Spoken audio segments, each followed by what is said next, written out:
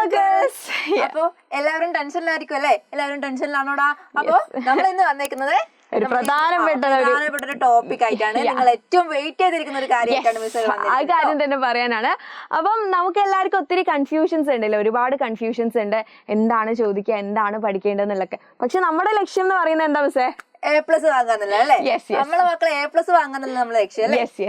അപ്പൊ നമ്മൾ ഡിസ്കസ് ചെയ്യാൻ പോകുന്നത് ഈ ഒരു സെഷനിൽ നമുക്ക് എങ്ങനെ A+ വാങ്ങാന്നാണ്. അതായത് നമുക്ക് ഒരു ഓപ്പർച്യൂണിറ്റി മിസ് ഔട്ട് ചെയ്യാൻ പറ്റില്ല. ബാക്കിയുള്ള സബ്ജക്റ്റ് ഒക്കെ അടിപൊളിയായിട്ട് തന്നെ മിസ് നമ്മൾ പഠിച്ചിട്ടുണ്ട്.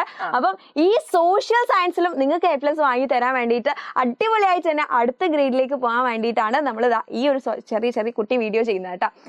അപ്പൊ ഇന്ന് നമ്മൾ ഡിസ്കസ് ചെയ്യാൻ പോകുന്നത് എന്താന്ന് പറഞ്ഞാലോ? നമ്മളിതാ പ്രെഡിക്റ്റ് ചെയ്യാൻ പോവാണ്. നാളത്തെ ചോദ്യ പേപ്പറിൽ നിങ്ങൾക്ക് ചോദിക്കാൻ ചാൻസ് ഉള്ള വളരെ ഇമ്പോർട്ടന്റ് ആയിട്ടുള്ള കുറച്ച് ക്വസ്റ്റ്യൻസ് ആണ് നമ്മൾ ഡിസ്കസ് ചെയ്യാവുന്നത്. ഓക്കെ, അപ്പൊ മിസ്സേ എത്ര ചാപ്റ്റേഴ്സ് ആണ് നമുക്കുള്ളത്?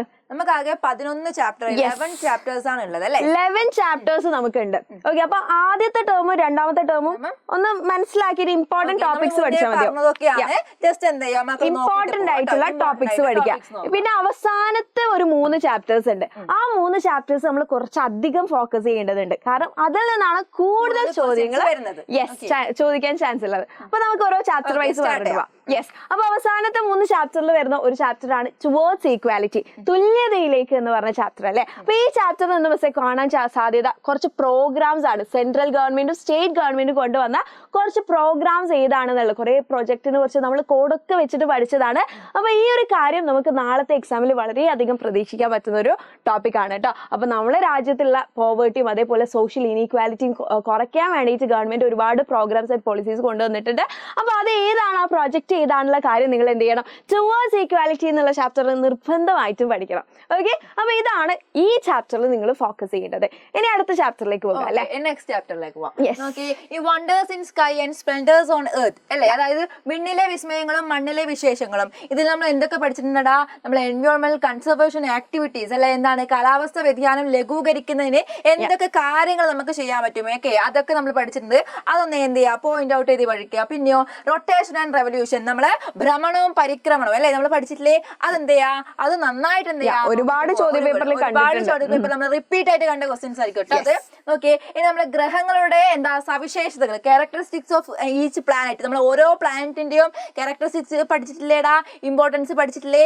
അതും റിപ്പീറ്റഡ് ക്വസ്റ്റ്യൻ ആണ്. അതും എന്ത് ചെയ്യാ, നന്നായിട്ട് നോക്കിയിട്ട് പോവാ കേട്ടോ. ഓക്കെ, നമുക്ക് നെക്സ്റ്റ് ചാപ്റ്ററിലേക്ക് മൂവ് ചെയ്യാം.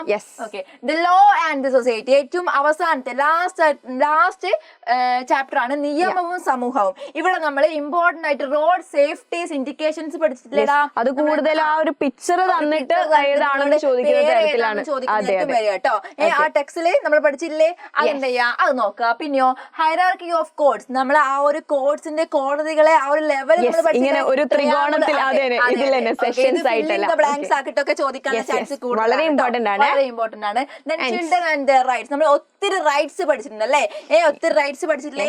അതെന്ത് ചെയ്യാ, അതും നന്നായിട്ട് നോക്കുക. ഓക്കെ, അപ്പൊ ഇത്രയും കാര്യങ്ങൾ നിങ്ങൾ എന്ത് ചെയ്യണം? ലാസ്റ്റ് 3 ചാപ്റ്റേഴ്സിൽ നിന്ന് നിർബന്ധമായിട്ടും പഠിക്കണം. അപ്പൊ നമുക്കറിയാം മാറിയൊരു സിലബസ് ഒക്കെ ആണ്. പക്ഷെ എന്നിരുന്നാലും കുറെ മോഡൽ ക്വസ്റ്റ്യൻ പേപ്പറും കാര്യങ്ങളൊക്കെ ഞങ്ങളൊന്ന് നോക്കിയപ്പോ മനസ്സിലാക്കിയ ഇമ്പോർട്ടന്റ് ആയിട്ടുള്ള ടോപ്പിക്സ് ആണ് പറഞ്ഞിരിക്കുന്നത്. ഓക്കെ, അപ്പൊ ഇത്രേ ഉള്ളൂ പറയാൻ. നാളത്തെ എക്സാമിന് എല്ലാവർക്കും നമുക്ക് എന്ത് ചെയ്യാം? All the best. Okay, by.